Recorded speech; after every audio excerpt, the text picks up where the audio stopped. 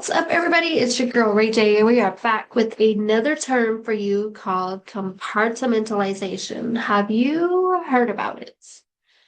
If you haven't heard about it, we're about to go into detail in the psychology of it. So, first off, in order to understand compartmentalizing in relationships, you need to understand what it's used for and why this tactic is so important. First off, compartmentalization, or the mental process of separating thoughts and feelings into distinct categories, is generally associated with males due to their biological or evolutionary experiences. So think back in historic times, guys had to be more focused on hunting or, combat, more focused on doing things without distractions with the emotions. Now, women, on the other hand, we integrate a lot of our emotions into our daily experiences. We are wired different, our brain is different. We're meant to feel emotions because we are nurturing beings. That's what we were created to be. So, how someone would be able to use compartmentalization in the long run, it basically means that they have the ability to keep certain feelings and thoughts in parts of their lives separate from their partner to avoid conflict or stress. So they have mental boxes, one for work, one for home, one for social life, one for hobbies. And if in a negative term, they would probably have one for each partner that they have aside from their spouse. So it is the ability to not integrate emotions from one box to the other. So they have the ability to completely separate and focus on certain things at certain times with certain people. Now, why would someone compartmentalize, especially in a relationship? Well, first of all, they would do it because they don't want to bring unnecessary stress into the relationship to their partner.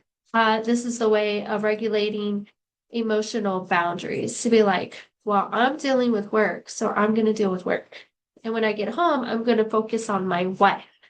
I don't want to talk to my wife about work because work is work and that's my problem, not theirs. So it's like a way of keeping their partners safe from the unnecessary stress that work might bring when you talk about it at home. They also may use it to help regulate their own emotional barriers. Like, for instance, they do not have the ability to communicate these emotions to their partner, and they feel like it may make a conflict happen. Well, if they don't communicate, it's going to have a conflict more often than not. But compartmentalization can actually be used properly and positively if both partners do it to maintain the relationship safety. So, for instance, if she has her time and he has his time, or she has her hobbies and he has his hobbies, they may not focus on the same hobbies, but at least they have the ability to focus on doing their own thing, focusing on the marriage at home, and then focusing on their works situations separate. This would be a positive way to integrate it. What are the drawbacks to using compartmentalization a little too much? Okay, overdoing it may lead to emotional distance, to where your partner feels really disconnected from you. They'd be like, hey, I haven't heard anything about work. How's work going for you? You don't ever really talk about it. And it may cause that partner, the one who's compartmentalizing, to not really want to talk about it because maybe they're really having a lot of stress. They don't want their partner to yell at them. Okay? They're probably going to yell at them if they have a lot of stress and they're not talking about it. You understand? So it can prevent open communication, making it hard to solve relationship issues. It might create bottled up emotions, leading to stress and resentment. It may cause your partner to resent you because now you're holding back your emotions when you said that you would agree to communicate and be vulnerable. Both men and women use compartmentalization to some extent. Social conditioning and personal awareness can shape how one manages or uses it with their stress and emotions.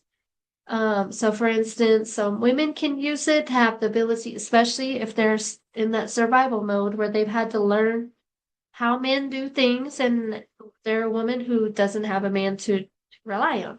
She would have to learn how to compartmentalize because she has to. Compartmentalization often hinders open communication.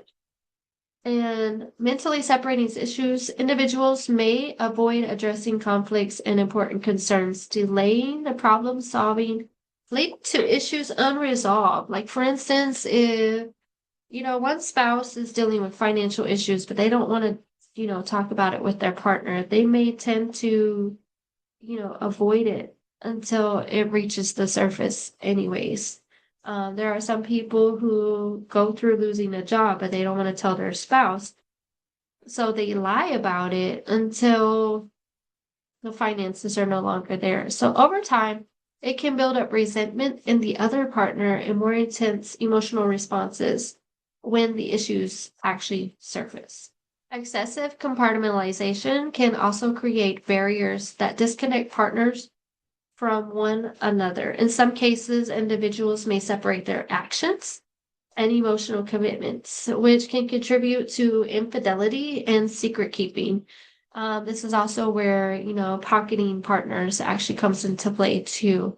So they keep secrets, they pocket partners, they keep their other spouse out of the loop. They are romantic with someone, but they're also not committed as well. So they can be very surface level with those as well. But their feelings for that other person may be different than their partner. So they may really love the other person, like they're in lust with the other person, honestly. And then they would be like, I'm emotionally connected with my spouse because we get along very well, but I'm not romantic with my spouse. I'm more romantic with you, but I'm not really emotionally connected to you. Do you understand what I'm saying? That is their ability to compartmentalize the two different types of relationships. And this undermines trust from the partner and can cause profound emotional pain if boundaries are violated and the secrets are finally revealed. This type of compartmentalization is often associated with avoidant attachment. However, it is not specifically for avoidant attachment. There is a lot of people that actually use this type of tactic in everyday life and relationships. I hope this video was helpful. I'll be back with another one.